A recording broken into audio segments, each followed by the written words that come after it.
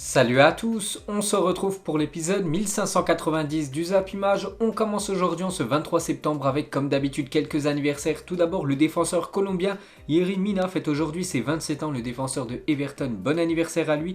Il y a aussi l'Algérien Hicham Boudaoui, le joueur de Nice, il fête aujourd'hui ses 22 ans. L'entraîneur de Troyes, Laurent Batles, l'ancien joueur de l'Olympique de Marseille, il fête aujourd'hui ses 46 ans. Et pour finir, un club, le dernier champion de France, c'est l'équipe du LOSC qui fête aujourd'hui ses 77 ans d'histoire. On peut voir qu'ils ont remporté 5 fois le championnat de Ligue 1, 6 Coupes de France et un trophée des champions remporté il y a quelques semaines. Ensuite, on va parler du championnat français car hier, il y avait une journée, la 7e journée. Et on commence tout d'abord avec le choc des extrêmes. Le dernier recevait le premier du classement, donc Metz contre le Paris Saint-Germain. Et c'est le PSG qui s'est imposé dans la douleur. Donc Hakimi emmène le Paris Saint-Germain vers la victoire. Donc un doublé pour le défenseur droit marocain. Et le deuxième but inscrit par Hakimi a été inscrit dans les dernières secondes de jeu. Je crois que c'était aux alentours de la 94e minute du match. Donc nouvelle victoire quand même du Paris Saint-Germain. Donc Madine Hakimi, bien sûr. Donc Hakimi à l'attaque en une de ce journal L'équipe aujourd'hui. 7e victoire en 7 matchs pour le Paris Saint-Germain grâce à son très offensif défenseur Achraf Hakimi, auteur d'un doublé. Metz n'a craqué qu'à la 95e minute. Donc d'énormes regrets bien sûr pour cette équipe de Metz qui pouvait prétendre bien sûr au moins prendre le point du match nul. On peut voir bien sûr la joie de Hakimi, les joueurs parisiens, après ce but victorieux dans le temps additionnel. Et 7 victoires en 7 matchs pour le Paris Saint-Germain cette saison en Ligue 1. Donc carton plein, 21 points possibles, 21 points pris par le Paris Saint-Germain. Et les seules équipes à avoir remporté leurs 7 premiers matchs dans l'histoire de la Ligue 1 sont donc l'Olympique Lillois en 1936-1937. Bon là ça date. Lille en 49-50, Monaco en 60-61. Plus récemment le Paris Saint-Germain lors de la saison 2018-2019 et le PSG de cette saison, le PSG 2021-2022. Ensuite, une déclaration de Frédéric Antonetti, l'entraîneur de Metz, à propos de l'attitude de Kylian Mbappé, qu'on va parler juste après. Donc il a dit Mbappé aurait intérêt à avoir un autre comportement. C'est un très grand joueur, mais il devrait avoir un autre comportement s'il veut être aimé. C'est vrai que Kylian Mbappé, j'ai l'impression que de plus en plus, il est critiqué, le joueur français. Donc il y en a beaucoup qui disent qu'il a le melon. Bon, ça c'est peut-être pas faux. Et c'est vrai que des fois, son attitude sur le terrain laisse à désirer. Et hier, quelques situations, donc en voulant rendre le ballon après la blessure d'un joueur messin, Kylian Mbappé a été tout proche de Lobé Oukidja, donc le gardien de l'équipe de Metz, auteur d'une belle parade à la 83e minute du match. Donc normalement le Paris Saint-Germain devait rendre le ballon à l'équipe de Metz, comme ça se fait souvent lors des matchs. Et Kylian Mbappé a failli lober le gardien messin, alors qu'il aurait pu donner seulement une petite passe, il a fait une frappe. Donc ça c'est déjà pas très cool de la part de Kylian Mbappé. De Oukidja lui a lancé un regard noir bien sûr envers l'attaquant français. Et après le second but de Achraf Hakimi, donc Mbappé n'est pas parti directement célébrer avec ses coéquipiers. Il est parti devant le gardien messin, je sais pas ce qu'il lui a dit, on n'a pas les mots de Kylian Mbappé. On peut voir que Oukidja l'a poursuivi les gars, jusqu'à où il y a tous les joueurs du Paris Saint-Germain en train de célébrer bien sûr le deuxième but de Hakimi. Donc Neymar a poussé le gardien messin, on peut voir que Kylian Mbappé lui était derrière. Bon, voilà, il s'est passé plusieurs choses hier. Et voilà, pour finir sur ce match, les gars, on peut voir bien sûr la joie de Kylian Mbappé et Neymar à la fin de leur rencontre après cette victoire parisienne. Ensuite, on va parler du dauphin du Paris Saint-Germain, l'équipe de Marseille qui se déplaçait du côté de Angers. Score final 0-0, pas de vainqueur dans cette rencontre. Donc coup d'arrêt pour cette équipe de Marseille, qui enchaînait quand même les victoires depuis ce début de saison. Donc coup d'arrêt pour l'OM et la une du journal L'équipe version OM. Donc la haine ordinaire, la Ligue 1 à nouveau débordée par ses supporters à Angers après la fin du match. Des fans marseillais et angevins ont envahi la pelouse et se sont battus. On sait qu'il y a déjà eu ça récemment, donc la semaine dernière, lors du match entre Lens et Lille. Il y avait eu aussi lors du match entre Nice et l'équipe de Marseille. Et la même chose hier, incident avec des supporters lors d'Angers OM. Donc incident en cours entre supporters angevins et marseillais après le coup de sifflet final. Donc des supporters marseillais sont sortis du parcage visiteur. Ils sont partis se battre avec les supporters angevins.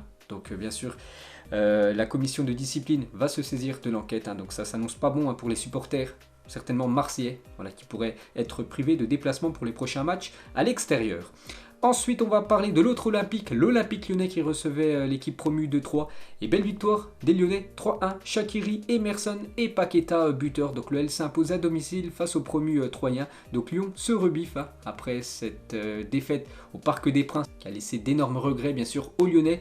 Donc ils rebondissent directement. Lyon avec une victoire. Et la une du journal L'équipe version Lyon, bienvenue au club, mené par 3 juste avant la mi-temps. Lyon a d'abord rebondi grâce à ses recrues Shaqiri et Emerson. Paqueta a clos le score, donc parfait pour les Lyonnais. Et c'est le premier but pour l'ancien joueur de Liverpool, Shaqiri, sous ses nouvelles couleurs de l'Olympique Lyonnais. Donc félicitations aux Suisses. Et on va parler certainement du meilleur Brésilien de la Ligue 1. Je ne parle pas de Neymar, je parle de Lucas Paqueta, déjà buteur au Parc des Princes il y a quelques jours. Il a été buteur une fois de plus hier. Et la carte thermique de Lucas Paqueta contre l'équipe de 3 hier. On peut voir qu'il était partout. Le joueur brésilien, il a touché énormément de ballons, en plus buteur. Et pour finir avec Paqueta, donc toujours la Ligue 1, le championnat de la honte où il est interdit de dribbler son adversaire. Donc c'était en fin de match les gars, il est resté une poignée de secondes et Paqueta a tenté un coup du sombrero sur un joueur de l'équipe de 3. Donc l'arbitre de la rencontre, Stéphanie Frappard, n'a pas aimé ce qu'a fait Paqueta. Elle lui a attribué un carton jaune, c'est incroyable. Il a tenté de dribbler et il a pris un carton jaune parce qu'en gros il a provoqué son adversaire. Donc c'est incroyable. Donc Neymar les gars réagit sur son compte Instagram. Très triste cet épisode du jaune de Paqueta. Donc en parlant d'hier, l'année dernière ça m'est arrivé aussi et je sais toujours pas pourquoi.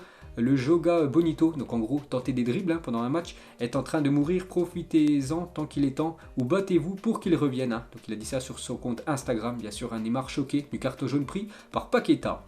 Ensuite, il y avait aussi Montpellier contre l'équipe des Girondins de Bordeaux. Score final 3 partout, beaucoup de buts dans ce match.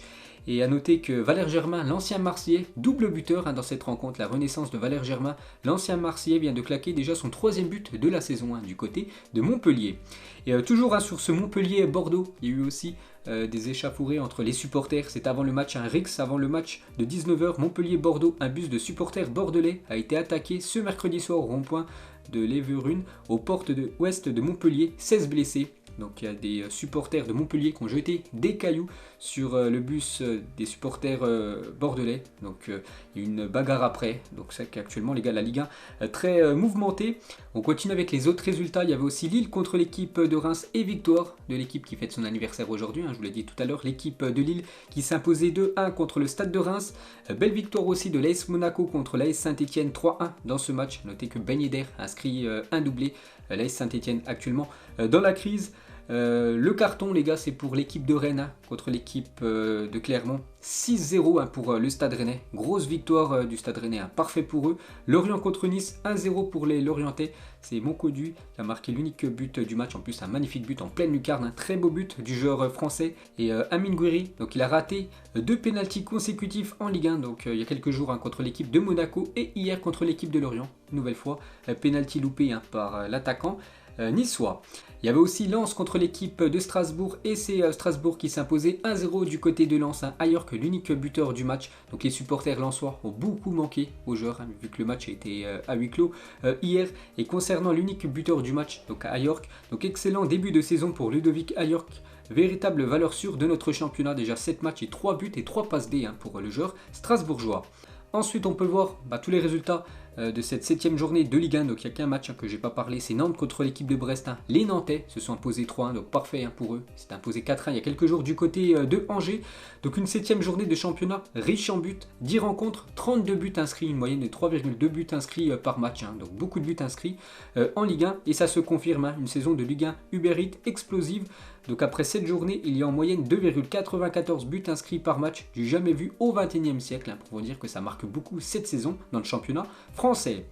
Et pour finir, un petit coup d'œil au classement bien sûr, donc le Paris Saint-Germain, 21 points pris sur 21 possibles, donc parfait pour le PSG bien sûr en tête, 7 points d'avance déjà avec l'équipe de Marseille actuellement 2e du classement, l'équipe de Angers 3e, Lyon remonte au classement à 6e les Lyonnais, et l'AS Monaco actuellement 13e.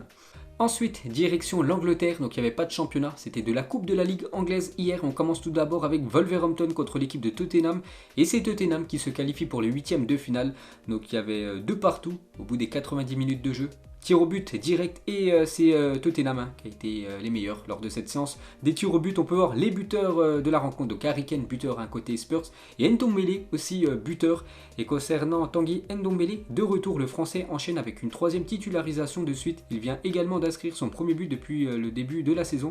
Donc lui qui jouait pas du tout en tout début de saison, hein. Nuno Espirito Santo en plus l'avait dit, qu'il le mettait sur le marché des transferts, on ne comptait pas du tout sur lui. Donc depuis quelques matchs, il redevient titulaire, hein. Voilà, les 3 derniers matchs titulaires, Ndombele, en plus hier buteur. Donc voilà, il commence vraiment à avoir une place hein, dans l'effectif des Spurs. Ensuite, il y avait aussi Chelsea contre l'équipe de Aston Villa, donc là aussi, hein, match nul, ça allait au tir au but et c'est l'équipe de Chelsea qui s'impose 4-3 au tir au but hein, contre l'équipe de Villa. Donc Timo Werner, buteur dans le match, donc parfait hein, pour Chelsea qui accède au 8e de finale. Arsenal contre Wimbledon, victoire des Gunners 3-0, donc Lacazette, Smith Rowe et Nketiah buteur, donc parfait hein, pour Arsenal qui se qualifie sans souci pour la suite de la compétition. Et on peut voir la photo officielle de Arsenal hein, pour cette nouvelle saison 2021-2022. Il y avait Manchester United contre West Ham, donc les deux équipes se sont rencontrées il y a quelques jours en championnat. C'était Manchester hein, qui s'était imposé 2-1 du côté de West Ham, et revanche hier pour les Hammers hein, qui se sont imposés 1-0 du côté de Old Trafford. Donc Lanzini, l'unique buteur du match, donc Manchester United est déjà éliminé hein, de cette Carabao Cup. Et on peut voir les autres résultats de la soirée d'hier. On peut voir les 16 équipes qualifiées pour les 8e de finale, donc quasiment toutes les grosses équipes anglaises sont là, à part Manchester United. Et on peut voir déjà que les 8e de finale ont été effectués, enfin le tirage au sort. Donc Chelsea jouera contre Southampton, Arsenal contre Leeds United, West Ham contre Manchester City, hein, énorme choc, et Preston recevra l'équipe de Liverpool.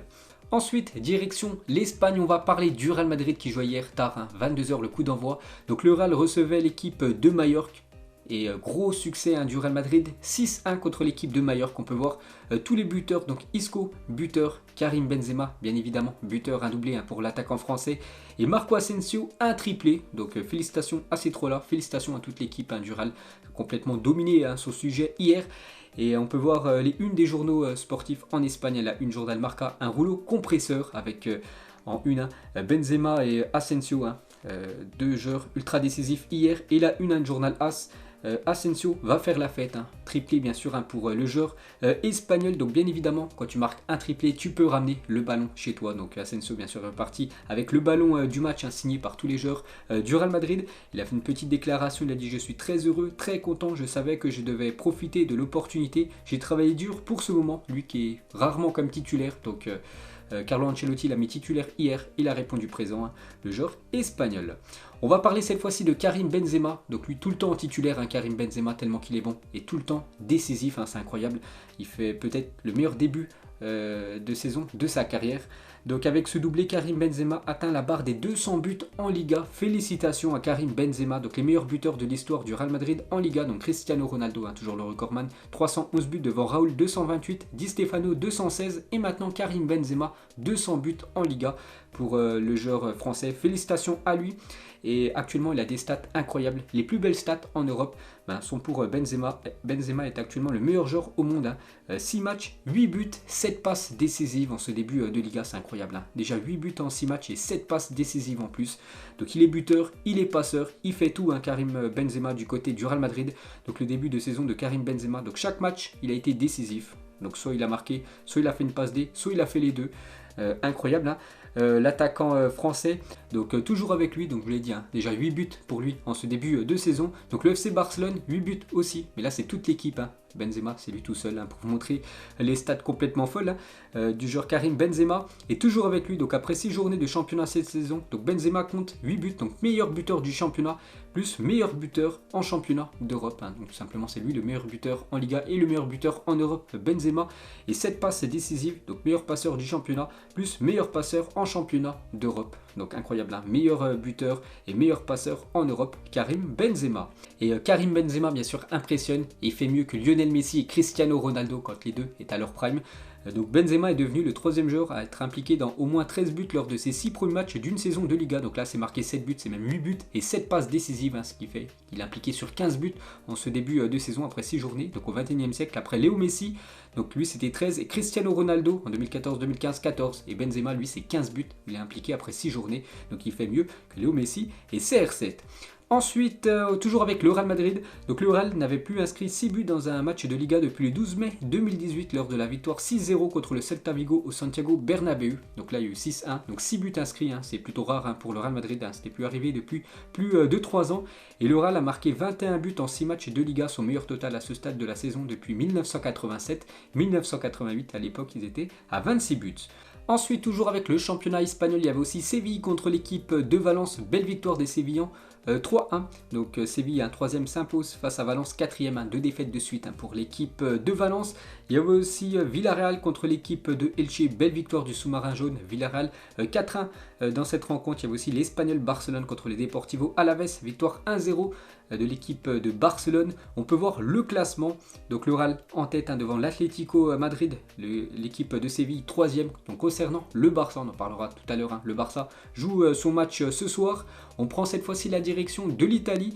Donc la Spezia contre l'équipe de la Juventus. Et enfin, une victoire pour la Juventus, une victoire vraiment dans la douleur, parce que la Juventus était menée 2-1, bon elle menait, ensuite elle a été menée, puis du coup elle a quand même gagné ce match 3-2, cette équipe de la vieille dame, la Juve aura eu chaud, mais remporte finalement son premier match de la saison face à cette équipe de la Spezia. On peut voir tous les buteurs, donc la Juve péniblement, et on va parler de Federico Chiesa face à la Spezia, certainement le meilleur joueur de Turin. Buteur en plus, donc 80% de passes réussies, 64 ballons touchés, 11 duels remportés, 8 chances créées, 8 ballons récupérés, 6 tacles, 4 tirs, 1 but, sensationnel, la prestation de l'Italien. Et toujours sur ce match, on va parler de l'attaquant de la Spezia, Emmanuel Gassi, a célébré son but façon Cristiano Ronaldo. Il y avait aussi l'AC Milan contre l'équipe de Venise et nouvelle victoire de l'AC Milan 2-0. Donc Diaz et Hernandez buteurs, l'AC Milan est deuxième de Serie A derrière l'équipe de Naples. Donc à l'heure de jeu, il y avait toujours 0-0. Donc Pioli, donc l'entraîneur de l'AC Milan, fait rentrer Théo Hernandez, le joker de cette équipe. Pourtant il joue en défense, mais il a été décisif une nouvelle fois, le défenseur français. Donc c'est lui qui fait la passe D pour le but de Diaz quelques minutes après son entrée. Et c'est lui qui marque le deuxième but. Donc un but et une passe D pour Théo Hernandez. Une petite déclaration de sa part à la fin du match, il a dit oui, nous allons nous battre pour gagner le Scudetto, donc le championnat italien. Ensuite, jetez un petit coup d'œil au programme de la journée. Donc en Serie A ce soir, Naples se déplace du côté de la Sampdoria à 18h30. L'AS Roma contre Udinese, Torino contre la Lazio. Il y a aussi quelques matchs en Espagne, dont ce Cadix FC Barcelone ce soir à 22h. Et on va parler bien sûr de ce match. Donc les compos probables pour ce match. Donc on va surtout regarder la compo côté Blaugrana. Donc Luc de Jong devrait commencer titulaire avec Memphis Depay, Coutinho. De nouveau, devrait être titulaire. Sergio Roberto, Busquets et Frenkie de Jong au milieu de terrain. Dest, Araujo, Piqué, Mingueza côté droit, bien sûr Ter Stegen au but.